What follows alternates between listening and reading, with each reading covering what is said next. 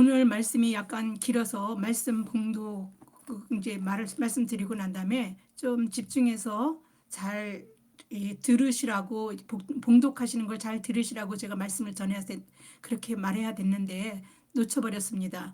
왜냐하면 오늘 말씀 주를 기쁘시게 할 것이 무엇인가라는 그 말씀의 제목 아래에 있는 설교는 지금 성경에 읽은 오늘 그 성경 내용 전체가 다 들어가서 여러분에게 설명해 줘야 될 말씀이었기 때문에 그래서 내용을 줄이지를 못하고 다 읽게 했기 때문에 좀 길니까 그냥 말씀 듣는 건 듣는 거고 그냥 말씀 들으면 되지 이렇게 생각할 것 같아서 미리 여러분에게 더 말씀의 은혜를 받기 위해서는 말씀을 조금 더 어떤 말씀이었는지를 잘 듣고 난 다음에 들을 수 있도록 그렇게 미리 얘기를 했어야 되는데 제가 그거를 잠깐 좀 부족해서 놓쳤습니다. 그러나 좀 제가 말 안 해도 여러분들은 말씀을 잘 들었을 줄 믿고 그 성경 본문에 대해서 구체적으로 어떻게 살아가야 하는가 하는 것에 대한 바울의 그 권면의 말씀을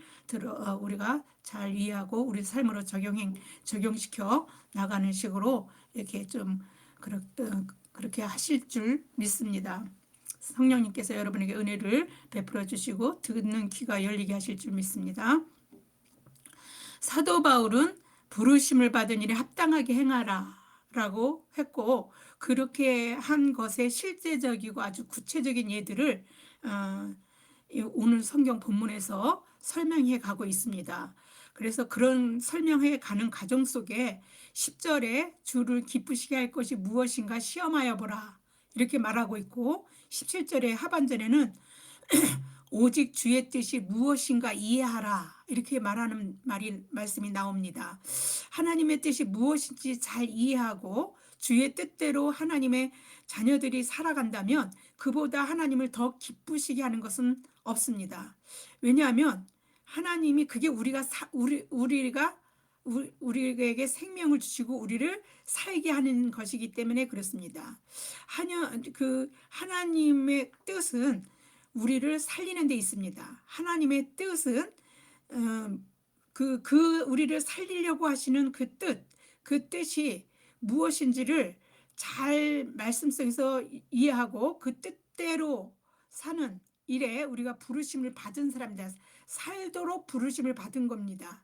그래서 그렇게 살아가도록 부르심을 받은 일에 합당하게 사는 거, 그렇게 행하는 것이 무엇인지, 그래서 그것을 잘 깨닫고 알고 살아갈 때 우리의 속에 진정 살아있는 생명, 우리 영혼이 우리 영육이 아울러 하나님 앞에 산 자로서의 삶을 정말 살아갈 수 있기 때문에 하나님께서는 이렇게 하나님이 제일 우리를 살게 하시는 것이 하나님 뜻이니까 그 뜻을 잘 알고 행하는 거. 그 일보다 하나님을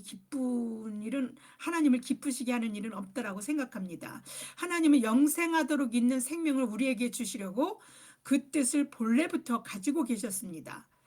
하나님이 처음부터 같이 계신 것입니다. 하나님은 사랑이십니다. 사랑의 본성은 그 생명을 살리는 데 있는 것입니다. 그 생명이 더욱 풍성하게 살아가게 하는 데 있는 것입니다. 우리는 이 세상을 살고 있지만 우리의 궁극적인 목적지, 하나님이 다스리는 하나님의 나라, 천국은 그러한 생명이 풍성히 살아가는 곳, 부족함이 없는 것, 다함이 없는 그 나라입니다. 그런데 그 나라는 죽어서만 가는 것이 아닙니다. 우리가 죽어서만 가는 게 아니라 지금 이 땅에서도 이미 와 있습니다. 그래서 우리가 그 하나님의 나라를 지금이라도 그 뜻을 하나님의 그런 본래 우리를 살리시려고 했던 그 생명을 주시려고 했던 그 삶을 본래대로 살아갈 수 있도록 하나님께서 우리를 이끄시는 것이 하나님의 생각이십니다. 그래서 그 생각이 어떤 것인지를 잘 깨닫고 말씀 속에서 깨닫고 그렇게 우리가 그 천국을 지금도 살아내기를 바랍니다.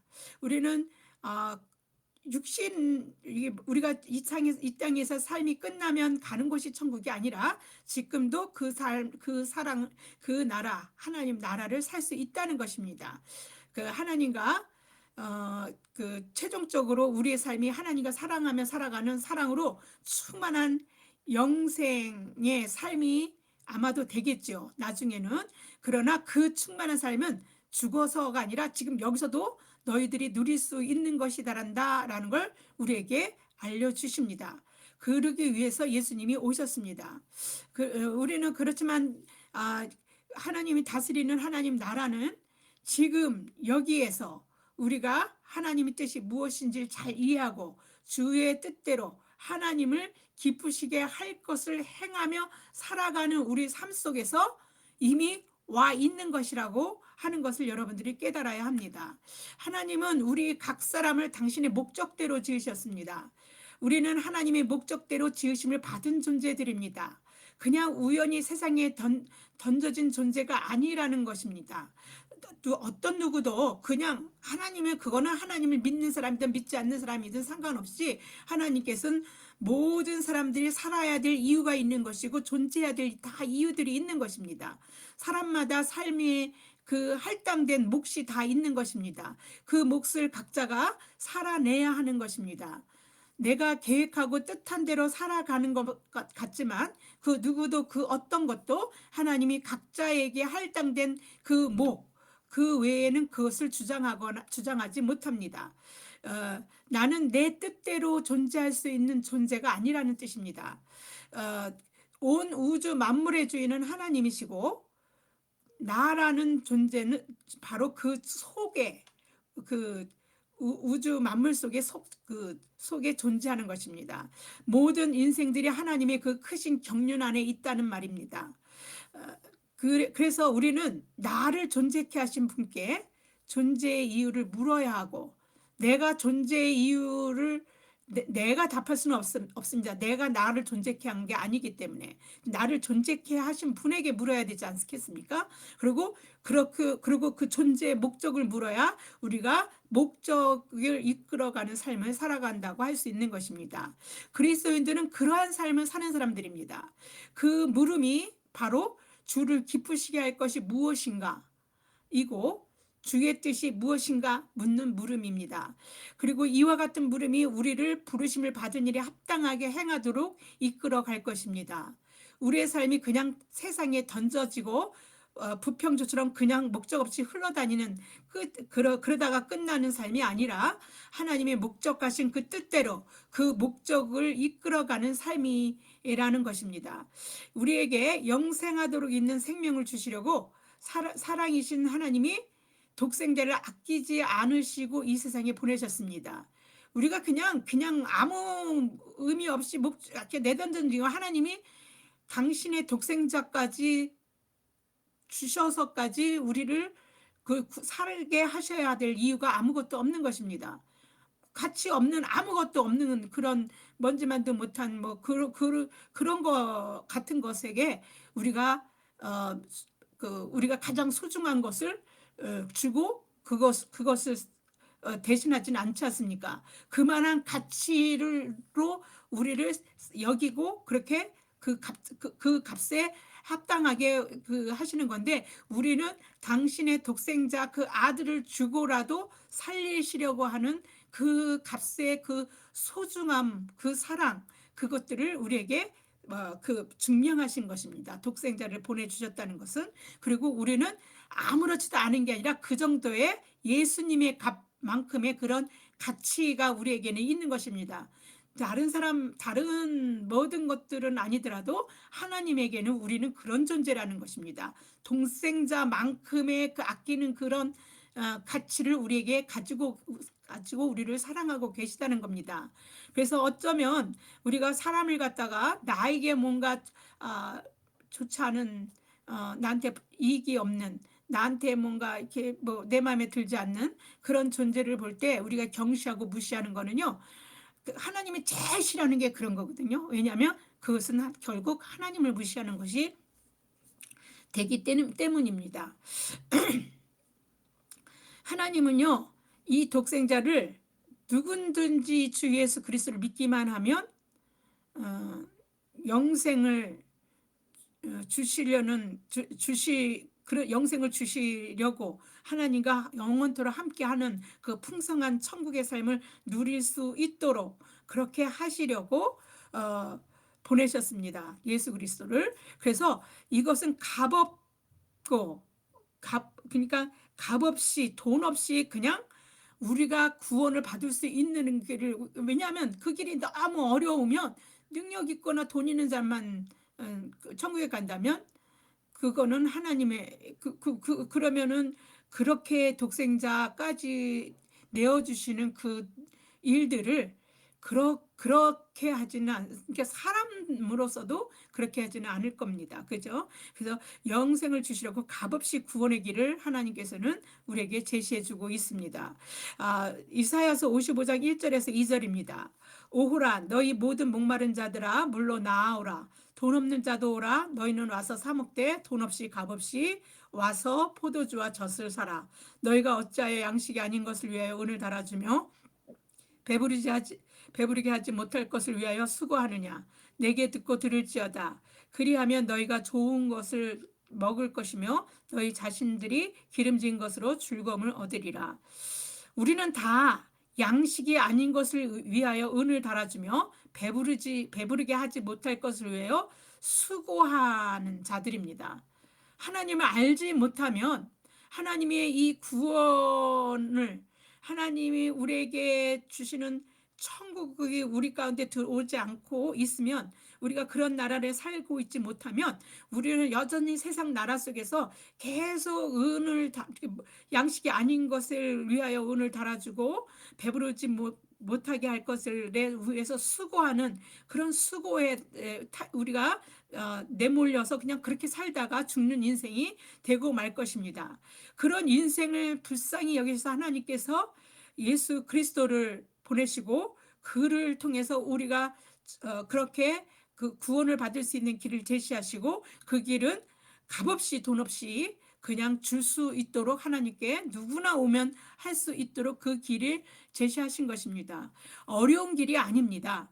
하나님에게 가는 길, 구원받는 일, 영생을 사는 일들은 우리 그보다 더 좋은 일이 어떤지, 영원히 산다 그러면은 뭐 모든 것을 다 가지고 있는 모든 것을 내서라도 우리는 그 영원히 산다는 거와 맞바꿔야 하는 것입니다.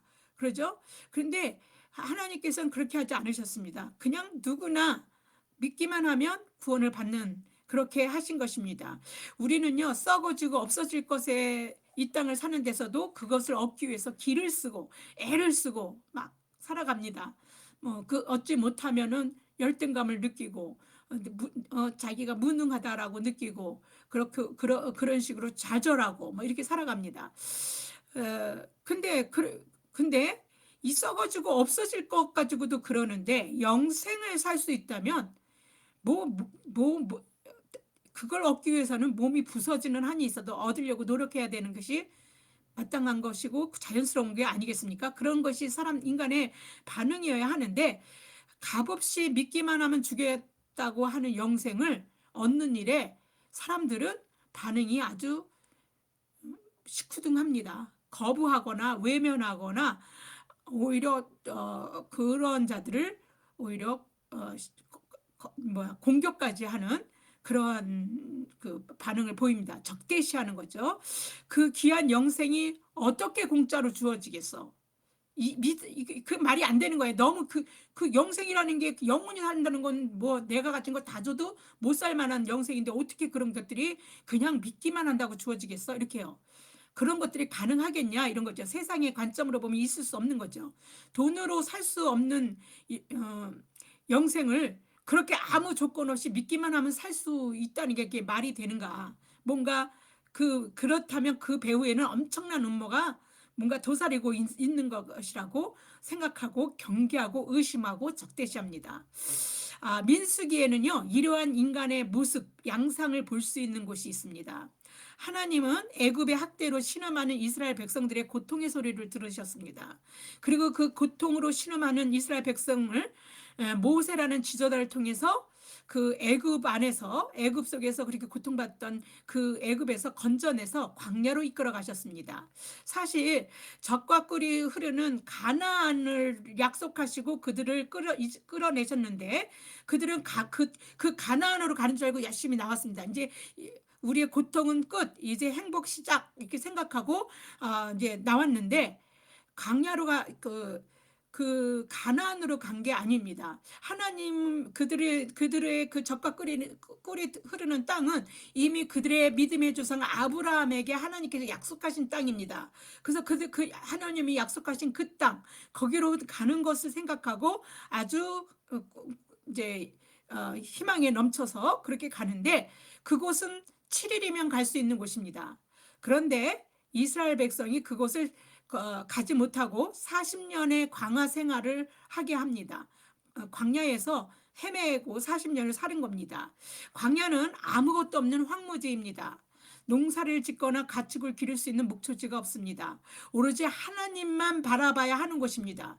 인간의 노력으로는 아무것도 기대하거나 이룰 수가 없는 곳입니다. 물도 없고 먹을 것도 없는 광야를 젖과 꿀이 흐르는 약속의 땅 가나안으로 애굽에서 탈출해 나오면 바로 갈 수 있을 것이라고 생각했던 그 이스라엘 백성은 그래서 이내 광야에 들어서면서부터 이에 불평을 쏟아내기 시작합니다. 그들은 이제 애굽에서의 그들의 신음하며 고통스럽던 시절을 오히려 그리워하고 없는 것에 대해서 물이 없다고 먹을 것이 없다고 고기가 없다고 그렇게 하나님을 원망하고 불평합니다. 그들에게는 음식이 있었습니다. 하나님이 그냥 생판 굶긴 게 아닙니다. 그들이 원하고 바라던 음식이 없는 것이지 음식이 없는 것이 아닙니다. 그들은 그런 음식, 자신들이 바라지 않는 그들이 그걸 먹어야 살 수 있다라고 하는 그 음식을 마음에 하찮게 여깁니다. 없는 것에 대한 불평과 원망으로 있는 것을 하찮게 여기고 있는 것입니다. 그것은 그렇게 생각하는 것들은 그들에게서 감사를 뺏어가 버립니다. 감사를 잃어버리게 만듭니다. 민수기 21장 4절에서 5절입니다.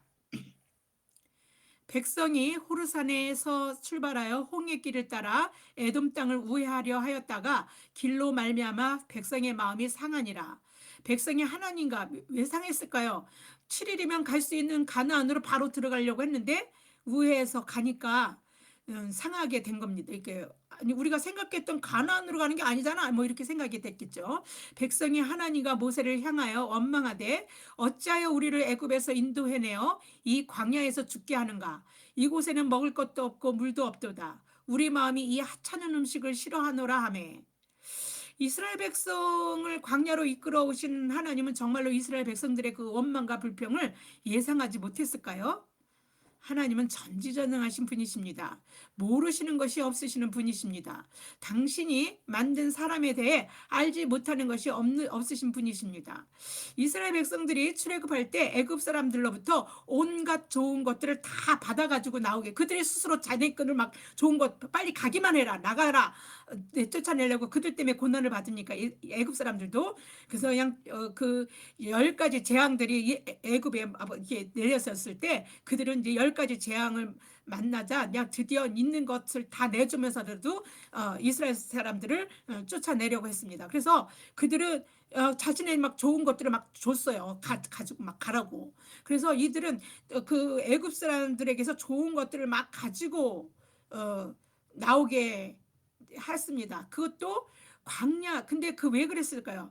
광야에는 먹을 거 입을 게 이런 게 마땅치 않기 때문에 그런 그 광야로 이끄실 하나님 계획이 이미 있었고 그렇게 하기 위해서는 그들이 그런 것들이 필요했다라는 걸 하나님이 이미 아시기 때문에 상황을 그렇게 하나님께서 이미 만들어 가고 계신 것입니다. 하나님은요 당신의 백성들이 살 길을 훈련시키기 위해서 광야가 필요한데 그러기 위해서는 또 이제 더 필요한 것들을 더 애굽으로부터 받아가지고 애굽 사람 이스라엘 백성이 나올 수 있도록 그렇게 하신 것입니다. 아무것도 없는 광야에서 하나님만을 바라보면서 하나님과의 온전한 관계 속에서 하나님 없이는 살아도 사는 것이 아닌 그런 세상인 그 가나안 삶에 대해 그런 안에 들어가도 그 하나님 없이 사는 것은 사는 것이 아니다. 이런 것들을 배우기 위해서 이스라엘 백성을 광야로 이끌어 내신 것입니다. 이제 그 훈련을 하고 난 다음에 광야로 들어가야 웬만한 유혹에도 그들의 신앙을 하나님을 바라볼 수 있도록 할 수 있기 때문입니다. 왜냐하면 그래야 그들이 사는 것이기 때문에 그것이 사는 것입니다. 그래서 그렇게 진짜 생명은 살아계신 하나님께서 온다라는 거, 그 사실을 훈련시키기에 광야보다 더 좋은 것은 없습니다. 이스라엘 백성들이 하나님이 약속하신 젖과 꿀이 흐르는 가나안에 들어가면 하나님만을 바라보기에는 하나님 없이도 살 수 있다고 할 수 있는 것들이 너무 많습니다. 그런 것들이 그들을 유혹할 수 있는 것이 넘쳐나는 것이 가나안입니다. 지금 이 세상이 어쩌면 그런 가나안은 아니겠습니까? 그래서 우리가 저희들은 저는 그런 이 말씀을 읽게 되면 좀 당혹스럽습니다. 왜냐하면 출애굽 당시 그 이스라엘 꿈꾸던 가나안, 약속한 땅 가나안보다 더 넘쳐나는 젖과 꿀이 흐르는 가나안이 지금 현재 우리가 살고 있는 곳이라는 것을 깨닫게 됐기 때문입니다. 하나님 없이도 불편함이 없습니다. 우리가 하나님 찾지 않아도 됩니다. 무법천지입니다. 우리가 막무가내로 사는 그런 사람들이 오히려 잘 나가는 것 같은 그런 일들을 아무렇게나 무감각하게 그냥 그런 게 사는 거지 하는 식으로 그냥 그것들에 그냥 무감각해 있는 그런 세상이 지금의 세상이라고 생각합니다. 그래서 많은 것을 가지고 유전무죄 무전유죄하는 식으로 많은 걸 가지고 있는 사람들이 자신의 젖과 꿀을 가시하며 없는 사람들을 경시하고 무시하고 그럼 너도 출세해봐 이런 식으로 아나무인격으로 가책 없이 살아가는 곳, 이런 것들을 우리는 지금 어디에서나 쉽게 어렵게 찾아보는 게 아니라 쉽게 찾아봅니다. 왜냐하면 너무도 매스컴에 그 뉴스나 이런 것에서 매일 말해지는 것들이 그런 것들이기 때문에 그렇습니다. 하나님을 썩어지고 없어질 것으로 대체해서 그렇게 사는 것은 사는 것이 아니라는 것을 하나님은 시대와 상관없이 계속해서 우리에게 알려주시기 위해서 그 출애굽시켰던 이스라엘 백성뿐만 아니라 우리도 광야로 이끄신다는 것을 여러분들은 알아야 합니다. 하나님은 당신의 백성에게는 누구나 예외 없이 더욱 구체적으로 훈련시키고 가르치시기 위해서 사람은 떡만으로는 살 수 없고 높은 명성, 지위, 힘도 그런 것으로는 조금도 생명을 살 수 없고 진정한 생명이라는 것은 하나님께서 주어진다라는 거, 이러한 것들을 그래서 하나님 없이는 살아도 사는 것이 아니라는 것을 인생의 광야로 우리를 데리고 가시면서 우리에게 깨닫게 하시고 알게 하십니다. 그래서 이스라엘 백성은 몰랐습니다. 우리도 몰라요. 우리도 어려움이 오면 내 어려움이 왔느냐는 사실, 내가 바라지 않는 상황이 온 것에 대해서 불평하고 애달파하고 고통스러워하고 원망하고 그렇게 하지, 이것이 왜 왔는지 우리는 이스라엘 백성처럼 그들이 광야로 갔을 때 그것을 모릅니다. 이스라엘 백성들은 자신들을 살게 하려고 광야로 하나님이 이끌었다는 사실, 그 사실을 모르는 거죠. 우리도 마찬가지입니다. 광야는요, 때로는 우리를 더욱 하나님에게서 더욱 진짜 생명으로 살아갈 수 있도록 우리를 그렇게 하나님을 바라볼 수 있게 하는 곳이기도 합니다. 광야는 어려운 환경을 원망하고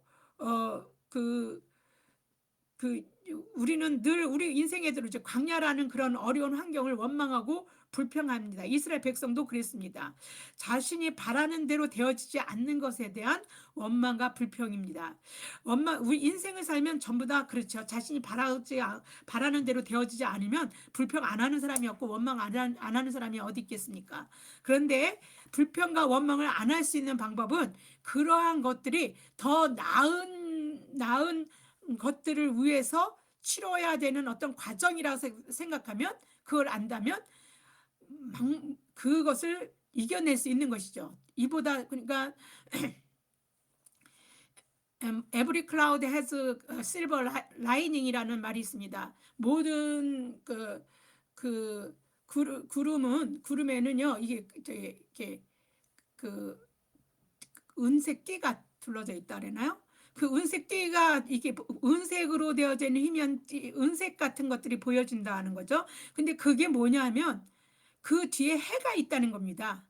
거치고 나면 구름이 거치면 우리에게 광명이 있는 거죠. 빛이 이제 오는 거죠. 근데 빛은 보지 못하고 구름만 보고 불평하는 거나 마찬가지인 것처럼 어려운 환경만 보고 그 환경 너머에 그 하나님이 주시는 놀라운 참 생명의 빛, 그것들은 우리가 보지 못하면 우리의 어려움만 바라다 보기 때문에 우리는 그것을 불평하고 원망하게 되는 것입니다.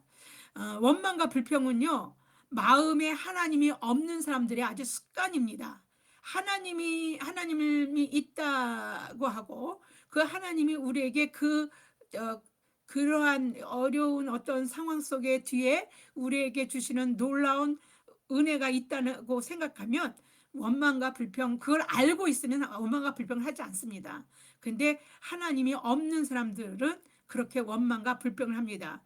그냥 그것만 있다라고 생각하기 때문에, 그 어려움만 있다라고 생각하기 때문입니다. 우리가 하나님의 백성, 주의 자녀라고 한다면 우리 삶의 주인인 그 하나님, 주인이 하나님이란 걸 안다고 한다면 우리는 그렇게 할 수 없는 것입니다.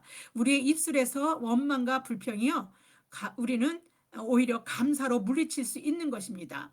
그래서 고난이 내게 유익이라고 다윗은 그렇게 하나님께 노래 불렀습니다. 감사는 내 삶의 주인이 내가 아니라 하나님이라는 사실을 알고 매사 그 사실을 시인할 때 우리 입술에서 불려지는 노래가 감사입니다. 사도행전 17절 28장 상반절에 보면 우리가 그를 힘입어 살며 기동하며 존재하느니라 라고 사도 바울이 17장 28절에서 말하고 있습니다. 그 말이 뭡니까? 모든 것이 하나님으로부터 기인한다는 것입니다. 아침에 눈을 뜨는 거, 내가 호흡하고 지금 현재 움직이고 있는 모든 것들, 일어나는 나의 상황 속에서 일어나는 모든 것들, 평범한 작은 일에서조차 아무것도 우연하게 일어나는 게 아니라 예사롭지 않고 그냥 하나님이 주어주신 은혜라고 여겨지게 돼서 감사하게 됩니다. 로마서 11장 36절입니다. 이는 만물이 주에게서 나오고 주로 말미암고 주에게로 돌아감이라. 그에게 영광이 세세에 있을지어다. 아멘. 네, 사도 바울의 고백입니다. 만물이 모든 것이 주 없이 있을 수 있는 게 없다는 겁니다. 그래서 주로 말미암고 또 다 주에게로 돌아간다는 겁니다. 그래서 주에게만 영광이 있는 것입니다. 세세에 있을 것이라고 주에게만 영광을 올려드리는 그런 노래를 사도 바울은 부릅니다. 하나님이 없는 것처럼 원망과 불평을 쏟아내는 이스라엘 백성에게 하나님이 불뱀을 보냈습니다. 불뱀에 물려 많은 사람들이 죽었습니다. 그래서 이스라엘 백성들은 막 이제 두려웠습니다. 그래서 그들이 자신들이 원망하고 불평했던 그런 것들을 하나님께 범죄하였다라고 고백하고 깨닫고 모세에게 제발 우리가 잘못했으니까 하나님께 기도해서 그 불뱀 좀 없애달라고 그렇게 합니다. 그래서 모세가 백성들을 위해서 기도하고 그래서 하나님이 이스라엘 백성들에게 금방 없애달라고 그들은 바랬지만 그러자마자 모세가 기도하자마자 없앤 게 아니라 하나님이 살 길을 알려주시는 겁니다.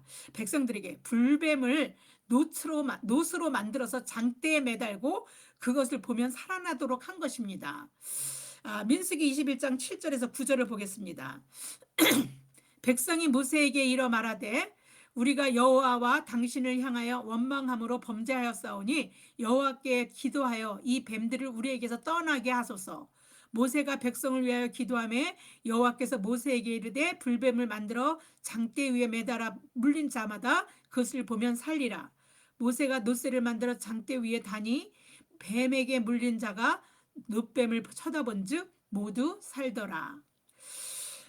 이스라엘 백성이 원망과 불평으로 하나님께 범죄한 것에 대한 그 대가가 엄청나게 뭔가를 해야 하는 그런 애써 해야 되는 그런 것이었습니까? 너무도 쉬운 것이었습니다. 그냥 장대에 매달린 노뱀을 보면 되는 것입니다. 근데 이게 뭡니까? 그 말, 장대에 매달려 있는 노뱀을 보면 살리라 한 그 말, 그 노뱀을 본다고 살겠어? 뭐, 그러니까 이거는 믿음의 문제인 겁니다. 그 말에 대해서 하나님이 말씀하신 것에 대한 믿음, 하나님이 그렇게 말씀하셨으면 그 말씀대로 보면 사는 거야 라고 한 사람들은 봤을 것이고 살아났습니다. 아주 쉬운 겁니다. 그냥 아무 노력도 안 했어요. 그냥 쳐다보기만 해도 믿음이 있어서 믿음으로 살아난 것입니다. 하나님이 하신다라는 믿음이 그렇게 그 일을 한 겁니다. 장대 그 이 놋뱀이 우상이 되기도 했는데 이 놋뱀이 그들을 살렸습니까? 아닙니다. 놋뱀을 보게 하시고 살아날 거라고 하신 그 하나님의 말씀을 믿는 것이 그들을 살게 하신 겁니다. 그냥 보면 사는 거죠. 하나님은 우리가 하기 어려운 어떤 미션을 주면서 그렇게 하면 살리라 하신 적이 없습니다. 우리를 살게 하는 방법은 아주 쉽습니다. 어려우면 그렇게 어려운 것들을 하지 못해서 살 수 없는 사람들도 있지 않습니까? 어려워서 살 길을 살지 못하게 하는 일들은 하나님은 그렇게 안 하십니다. 누구라도 살 수 있는 길을 열으시는 거지, 그러니까 능력 있는 사람만 살 길을 열지는 않으신다는 것입니다. 그래서 하나님께서는 누구라도 어디에 뭐가 있으면 믿음이 있으면 살게 하시는 것이죠. 하나님이 주신 것은요, 돈 없이 값 없이 주시는 거예요. 그래서 돈 없는 사람은 못 살면 어떻게 하겠습니까? 값을 치르지 못하는 사람들은 살 수 없는 것이면 그건 우리는 그런 하나님은 안 믿습니다. 그거는 하나님이 아닙니다. 세상의 그 잡신들, 그런 신들은 그렇게 해야지 우리를 살다라고 합니다. 그래서 복채를 많이 내야 복을 준다라고 합니다. 그런 신 믿지 마시기 바랍니다. 그런 신은 신이 아닙니다. 그래서 우리는 이거를 뭐라 그래요? 돈 없이 값 없이 주신 거 뭡니까? 은혜입니다. 하나님의 은혜. 그래서 우리 그 은혜에 힘입어서 살아가는 것이 우리들입니다. 이제 하나님의 백성인 이스라엘 백성이 모두 놋뱀을 쳐다보고 다 살아났습니까? 아니에요. 쳐다본 사람만 살아났습니다. 하나님은 보면 다 산다 그랬거든요. 그 놋뱀을 보면 살리라. 그래서 그 말을 믿고 쳐다본 사람만 산 것입니다. 그래서 어디 무슨 말하고 똑같습니까? 주 예수를 믿어라 그러면 살리라. 의인은 믿음으로 말미암아 살리라. 이 말하고 뭐가 다릅니까? 우리더러 뭐 하랬습니까? 그냥 믿으면 산대요, 우리더러. 근데 그걸 믿는 사람들은 산 거예요. 영생을 사는 겁니다. 구원을 살고 천국을 죽어서 사는 게 아니라 지금 여기서도 하나님이 다스리는 그 천국의 맛을 우리는 보고 살아갈 수 있는 것입니다. 그런데 그런 걸 다 그래서 다 하나님을 믿습니까? 안 믿어요.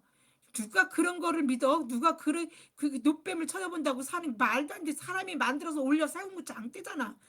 그 말도 안 되는 소리를 해. 이게 세상 사람들의 반응인 것입니다.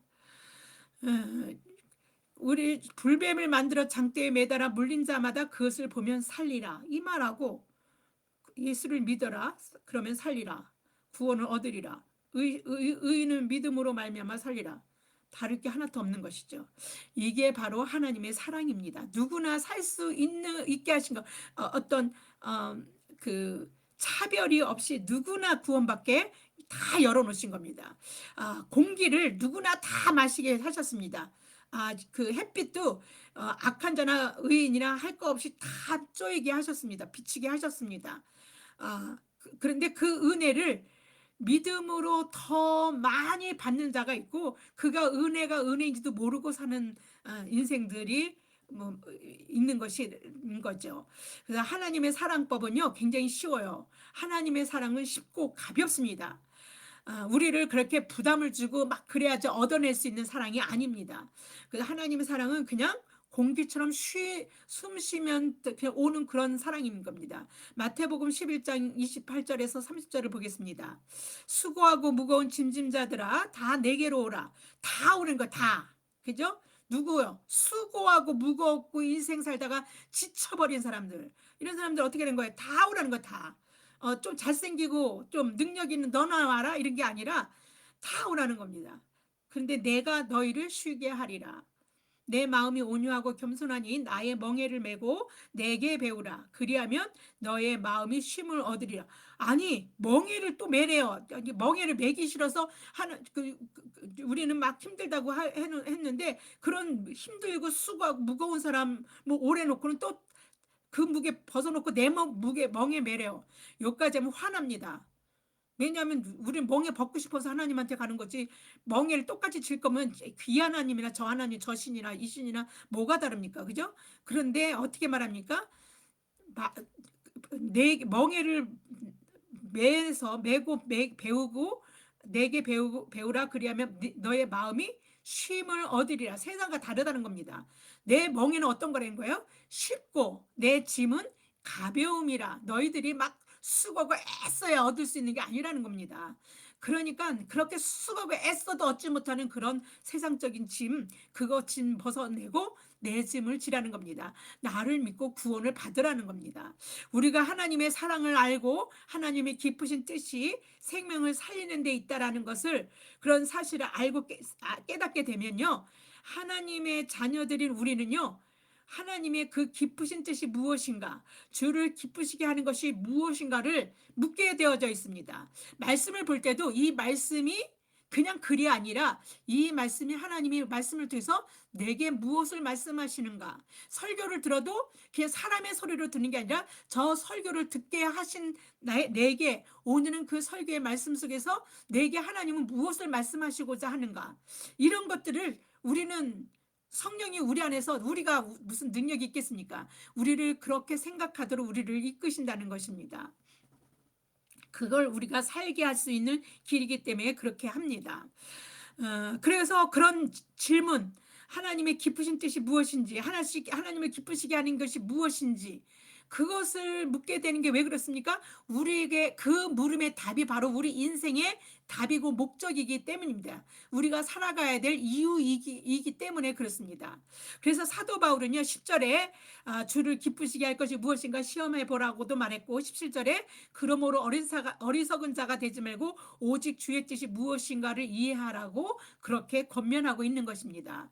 주를 기쁘시게 할 것이 무엇인가 시험하여 본다면 절대로 그러니까 음행이나 행실을 더럽게 하는 거, 또 탐욕을 부리는 거, 이런 거를 하겠습니까? 절대 못합니다. 내가 이렇게 음행하고 행실을 더럽게 하는 것을 하나님이 기쁜 일일 거야. 그렇게 아무리 바보라도 그런 것조차가 하나님을 생각한다면 절대 할 수 없는 일입니다.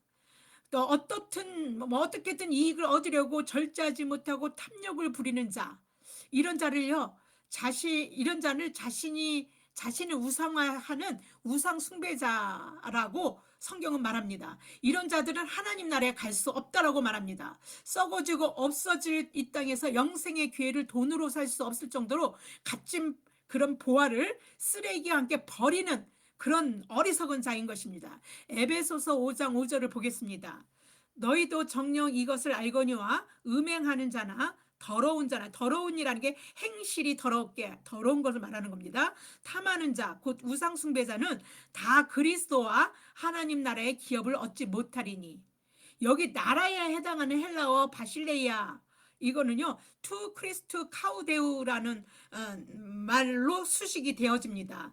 투라는 것이 크리스투와 카우데우를 하나로 묶어서 관사로 해서 바실레이안, 나라를 수식하고 있거든요. 이 말은 뭐냐면 하나님 나라나 그리스도의 나라, 그러니까 그리스도 나라가 따로 있고 하나님 나라가 따로 있는 게 아니라 하나님 나라가 곧 그리스도의 나라고 그리스도의 나라가 하나님 나라라는 것을 표현하는 것입니다. 이런 그리스도와 하나님의 나라의 기업을 얻지 못한다 해서 그리스도 나라가 따로 있고 하나님 나라가 따로 있는 게 아니라는 겁니다. 하나님 나라가 바로 그리스도의 나라인 것입니다. 그 나라의 천국에 우리가 들어갈 자리가 없다는 겁니다. 그 자리에 우리가 기업을 얻지 못하리니 한 겁니다.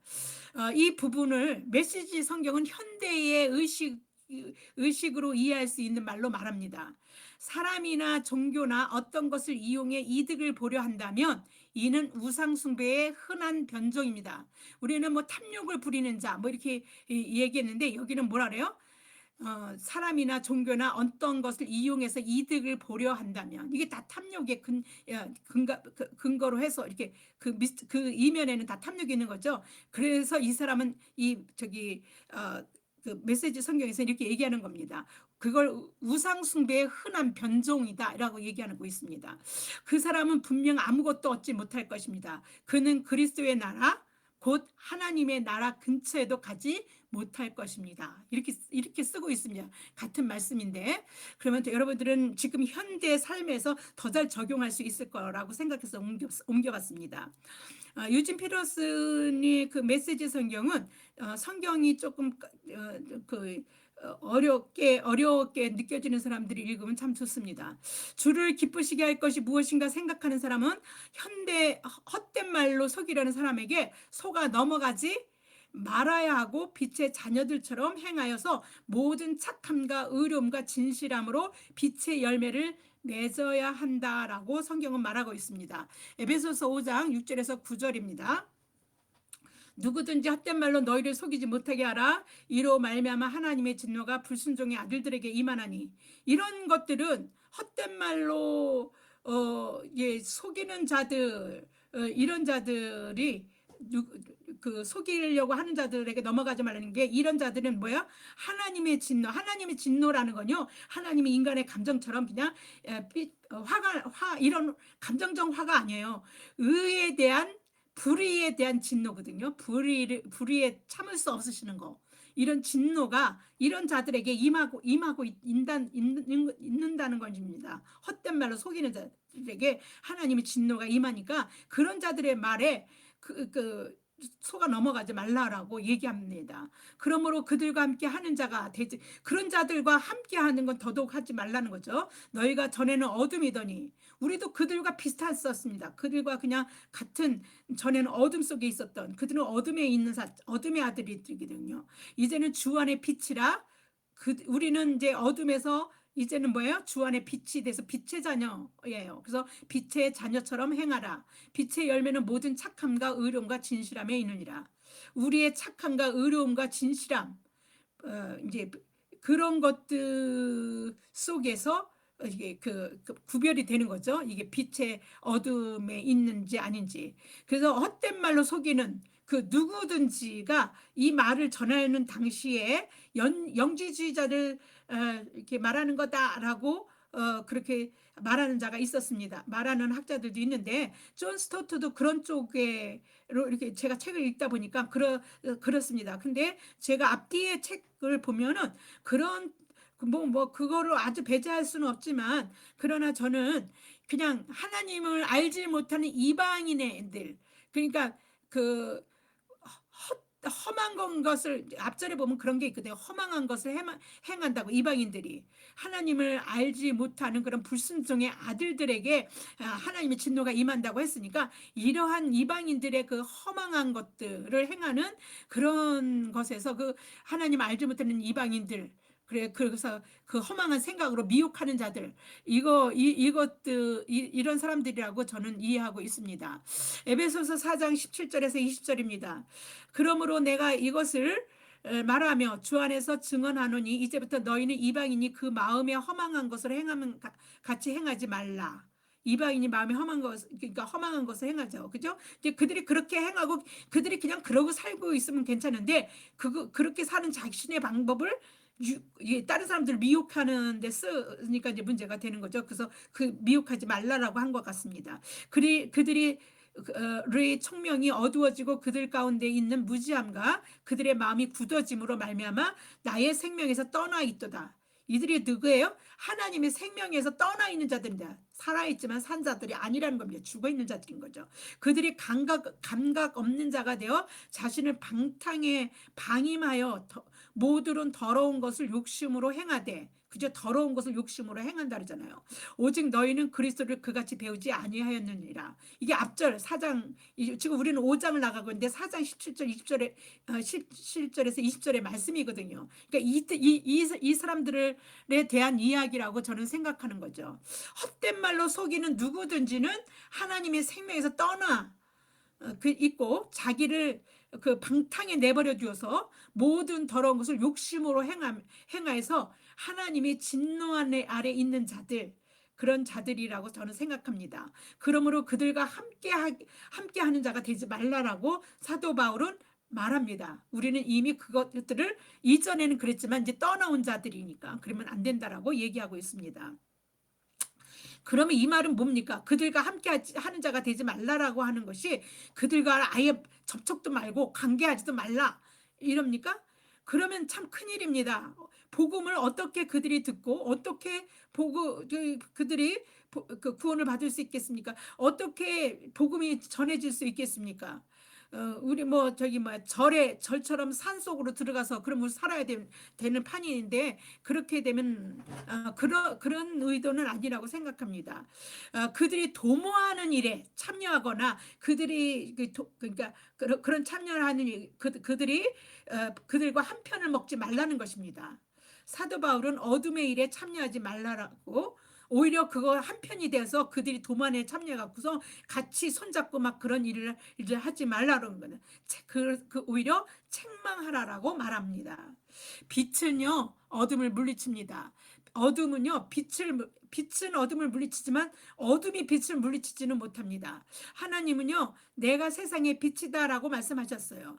그리스도와 연합한, 그래서 하나님은 어둠인 세상을 당신으로 이게 당신이 빛이 되셨습니다. 그 빛이신 그리스도와 연합되어져서 우리도 빛의 자녀가 된 것입니다.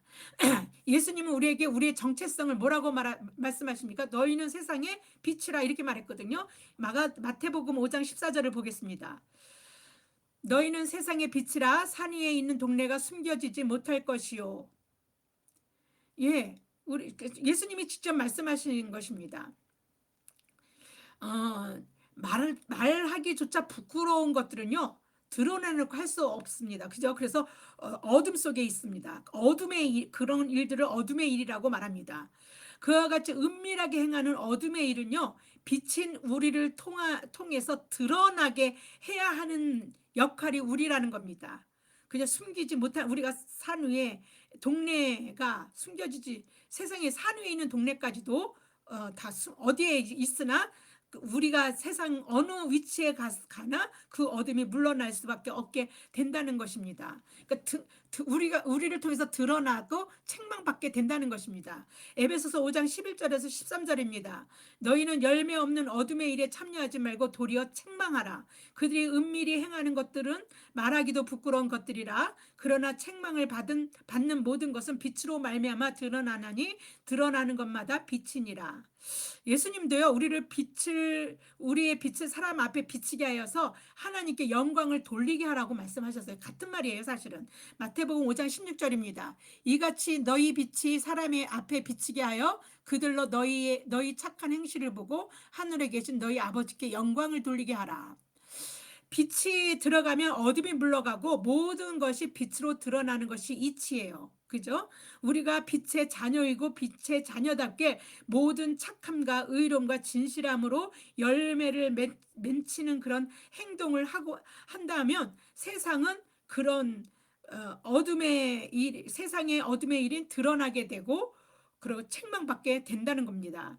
책망은 그저 판단하고 정죄하는 것만 있지 않습니다. 그 뜻은 그냥 오히려 그 빛으로 물들이는 것처럼 죄를 드러나게 만들어서 빛이 비춰지게 만들어서 빛으로 물들이게 하는 거죠. 어둠이 물러가게 만드는 힘이 있습니다. 그래서 그냥 판단, 정죄하고서 막 그런 것만 책망이 아니라 그런 의미도 있지만 드러내는 폭로의 빛으로 긍정적인 어떤 전도의 능력이 있다라는 것을, 포커스가 다른 영혼을 빛으로 만드는 한 영혼의 빛, 이런 말을 했는데 그 말을 이용해서 존 스토트 목사가 다음과 같이 말합니다. 그것은 사람들이 악의 추함을 보고 그들의 죄를 자각해서 회개하는 가운데 예수님을 믿게 할 수 있기 때문에, 그렇다면 이것이 바로 그리스도인의 빛이 짙은 어둠에 미치는 두 가지 효과다. 그것은 드러나게 하고 빛으로 만든다. 우리가 착함의 모든 착함, 의로움, 진실함으로 그런 열매를 맺는 행동을 하게 되면 그런 빛이 그 어둠을 드러나게, 이렇게 물러가게 하고 그 악함을 드러내서 그런 것들을 이렇게 빛으로 이렇게 이제 만들어 나가는 그런 효과가 있다, 이렇게 얘기를 하는 겁니다. 주 안에 있는 하나님의 자녀인 우리의 착함이 세상이 착하지 않음을 책망하게 되고, 우리의 그 의로움이 의롭지 않은 세상을 책망하고, 의리의 의로움, 우리가 의롭습니까? 의리의 의로움은요, 불의를 보고 그냥 있지 않는 것입니다. 불의를 그냥 세상이 저러니까, 불의는 그냥 다 사람들이 살아가는 게 저렇지, 그렇게 하지 않고 불의에 우리는 그 불의를 용납하지 않는 거, 그러니까 그런 의로움, 그게 의로움이라고 합니다. 그러니까 의로움을 보고 세상이 우리 불의에 그 항거하고 불의에 대해서 이렇게 그 우리가 뭔가를 행동하는 어떤 그런 것을 보고 그런 것 때문에 세상이 책망을 받는 것이죠. 우리의 진실함이 진실하지 않은 세상을 책망할 수 있는 그러한 삶이 바로 우리를 향하신 하나님이 바라시고 기뻐하시는 그런 하나님의 뜻이라고 생각합니다. 우리가 하나님이 선하시고 기뻐하시고 온전하신 뜻이 무엇인지 분별하는 빛의 자녀라면, 우리는 마땅히 어둠의 세상에 물들어가는 것이 아니라 세상이 우리를 통해서, 비친 우리를 통해서 어둠이 물러가게 하는 것이고, 그래서 더욱 세상에 빛이 더 많은, 미치지 않는 어둠 곳까지 미쳐질 수 있게 하는 것이 하나님이 우리를 향해서 바라시는 뜻이라고 생각합니다. 지혜 있는 자와 지혜 없는 자에 대해서 사도 바울은 말합니다. 지혜 있는 자는 하나님을 경외하는 자입니다. 지혜는 하나님으로부터 오기 때문입니다. 잠언서 9장 10절을 보겠습니다.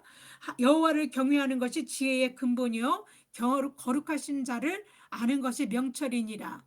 지혜 있는 자는 하나님의 선하시고 기뻐하시고 온전한 뜻이 무엇인지를 분별합니다. 이는 곧 자신이 어떻게 행할지를 자세히 주의할 수 있기 때문입니다. 왜냐하면 하나님의 뜻을 아는 것이 우리가 곧 어떻게 행할지를 아는 것이 되기 때문입니다. 지혜 없는 자는 하나님의 선하시고 기뻐하시고 온전한 뜻이 무엇인지 분별하지 않습니다. 그 결과 자신이 어떻게 행할지도 알지 못하고 살아갑니다. 지혜 있는 자는 때가 악함으로 세월을 아낍니다. 때라는 것은 여기서 말하는 흘러가는 시간이 아닙니다. 자, 어떤가 의미가 주어지게 하고 중요한 그 시간을 말하는데, 에베소서 5장 15절에서 16절을 보겠습니다. 그런즉 너희가 어떻게 행할지를 자세히 주의하여 지혜 없는 자 같이 하지 말고 오직 지혜 있는 자 같이 하여 세월을 아끼라. 때가 악하니라. 아끼라에 해당하는 헬라어가요, 잘 안 쓰고 뭐 이러는 그런 얘기가 아니라 엑사고라조라는 말은 구속하다, 돈으로 다시 사다, 되사다, 이런 의미입니다. 우리의 죄값을 치르시고 예수님께서 우리를 구속하신 것 같은 그런 값을 치르고 사는 거예요. 근데 그리고 또 세월은 그냥 그런 흘러가는 그런 시간이 아니라 어떤 의미가 될 수 있는 중요한 어떤 시기, 어떤 기회가 될 수 있는 특별한 어떤 기회로 만들 수 있는 어떤 그런 시간, 그러한 것들을 의미합니다. 그래서 그러한 것들을 그냥 흘러가는 시간처럼 그냥 버리는 것이 낭비하는 거죠. 그죠? 그냥 돈을 주고라도 사야 되는데, 구속해서 이렇게 그걸 사내야 되는데 그걸 그냥 하니까. 그래서 세월을 아끼라는 것은요, 기회가 왔을 때 그 기회가 되는 시간을 그냥 흘러가게 하지 말고 최대한 활용하라, 이런 의미라고 볼 수 있습니다. 이제 세월을 아끼라 이 말은. 그래서 그러한 식으로 여러분들에게 오는 시간들을 여러분이 지혜롭고 하나님을 경외하는 자라면 마땅히 여러분에게 주어져 있는 24시간이 그러한 시간을 그렇게 그냥 흘러가게만 하지 않는 것입니다. 그런 자들이 하나님을 경외하는 지혜로운 자들이기 때문입니다. 정말 시간은 빨리 흘러가 버려요. 어떤 때는 내가 도둑을 맞은 것 같습니다. 근데 제가 책을 읽다 보니까는요, 어떤 사람이 광고 낸 것을 존 스토츠 목사가 실은 내용이 있는데 너무 웃겼습니다. 그러니까 시간은 사람들이 다 이렇게 느껴지는구나. 근데 제가 그래서 좀 설교가 지루할 수도 있으니까 한번 실어봤습니다. 이렇게 실어놨어요. 분실, 어제, 일출과 일몰 사이 어디에선가 황금 같은 2시간을 잃어버림. 각 시간은 다이아몬드 같은 60분으로 되어 있음. 사례는 없음. 그것이 영원히 지나가 버렸으므로. 이런 광고를 냈다고 합니다. 그래서 뭐 사람 다 똑같구나. 시간이 그렇게 막 흘러가는 건데 우리는 그런 흘러가는 시간들을 어떻게든지 뭐 값을 치고라도 살 정도로 그러니까 아껴야 하는 거죠. 왜요? 때가 악하기 때문에 그냥 그런 겁니다. 때가 악할수록 그래야 한다는 겁니다. 그런데요, 어, 그 술 취하는 얘기가 나옵니다. 술 취하는 거는요, 그냥 세상 그러려니 하는 것에 가장 잘, 그러니까 뭐랄까, 수용하는 그런 삶의 태도? 그냥 그 세상이 그런 거니까 하고 그냥 살아가는 태도? 그래서 가장 무책임한 최, 그, 그, 그것이 술 취한 거 저는 그렇게 생각이 드는데 하여튼 술 취한 것에 대한 내용은 때가 악할 때에 세월을 아끼지 않는 모습을 술 취하는 거와 또 성령 충만을 비교해서 나옵니다. 왜냐하면 술 취하는 거와 성령 충만이 얼핏 보기엔 비슷하거든요. 그래서 그 사무엘의 엄마인 한나가 기도할 때에 엘리 제사장이 이제 술 취한 것처럼 보았어요. 그래서 책망하니까 한나가 이제 성령에 취해서 막 기도를 한 것을 술 취한 것처럼 겉으로 보기엔 비슷해요. 취해 있는 사람이니까. 그런데요, 술 취한 사람하고 성령에 취한 사람이요, 겉으로 보기에는 막 행설수설한 걸막 비슷한 것 같아 보이는데요. 술 취한 사람은 결정적으로 절제력이 없습니다. 자제력이 없어요. 그리고 결과는 방탕합니다. 그냥 그래요. 그래서 술 취한 사람을 뭐라 그래요? 개가 된다라고 하지 않습니까? 그러니까 사람이 되지 않고 비인간화가 돼서 짐승이 돼버리고 마는 거예요.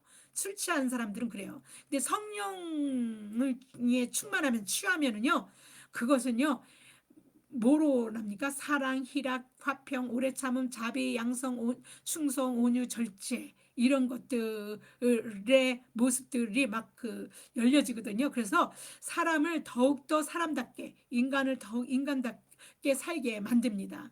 참 인간이셨던, 진짜 인간이셨던 예수 그리스도를 본받아 그렇게 살게 합니다. 예수님 는 하나님께 영광을 올리는 삶을 살으셨던 것처럼, 예수님이 그렇게 살으셨던 것처럼 우리를 시와 찬송과 신령한 노래로 서로 화답하면서 하나님께 찬송을 올리고 감사하며 하나님을 경외하게 합니다. 어떻게 성령 충만하면 이런 것들로 충만해지는 삶을 사는 거예요. 그래서 우리도 여러분들도 날마다 성령에 취해서 성령 충만한 삶을 사셔서 하나님을 찬송하고 노래하고 이렇게 영광 올려드리는 그런 인생을 사시기를 이제 저도 그렇고 여러분도 그렇게 되기를 축원합니다. 그 마지막 그 이야기를 하고 설교를 마치겠습니다. 에베소서 5장 18절에서 21절입니다.